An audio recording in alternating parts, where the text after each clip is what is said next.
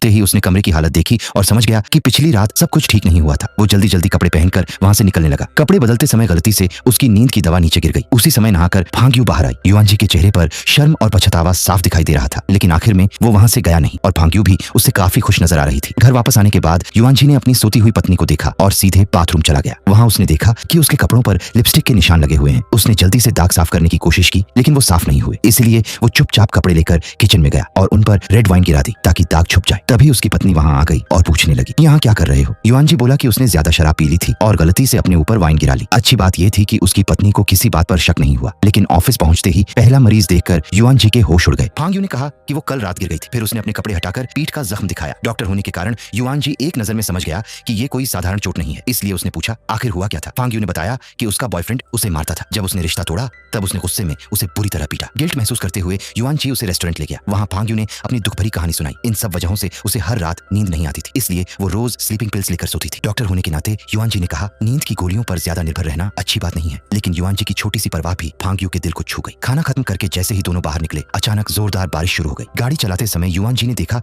कि फांग यू बारिश में भीगते हुए भाग रही है। उसने तुरंत गाड़ी रोकी और उसे अंदर बैठा लिया, फिर खुद उसे घर तक छोड़कर आया। फांग यू ने प्यार से उसे घर के अंदर आने को कहा, लेकिन युआन जी ने मना कर दिया। उसे अंदाजा भी नहीं था कि यही फैसला आगे उसकी जिंदगी बदल देगा। इसके बाद दिन हो या रात, फांग यू लगातार मैसेज भेजने लगी। पत्नी से छुपाने के लिए युआन जी ने उसका नंबर गाने के नाम से सेव कर लिया। फांग यू जमीन पर बैठकर रोती रही, लेकिन युआन जी ने ज्यादा ध्यान नहीं दिया। उसे क्या पता था कि फांग यू सीधे अस्पताल पहुंच जाएगी। फांग यू रोते हुए बोली, क्या तुम्हें मेरी जरा भी परवाह नहीं है? मैं घंटों से तुम्हारे फोन का इंतजार कर रही थी। तुम ऐसा करोगे तो मुझे बहुत तकलीफ होगी। ये सुनकर फांग यू टूट गई। वो बोली, जब मैं डरी हुई थी तब तुमने मुझे बचाया, जब मैं घायल थी तब तुम मेरे साथ थे। तुमने ही कहा था कि मेरे जैसी लड़की को। बाद में क्या हुआ वो देखने के लिए पार्ट 3 कमेंट करो।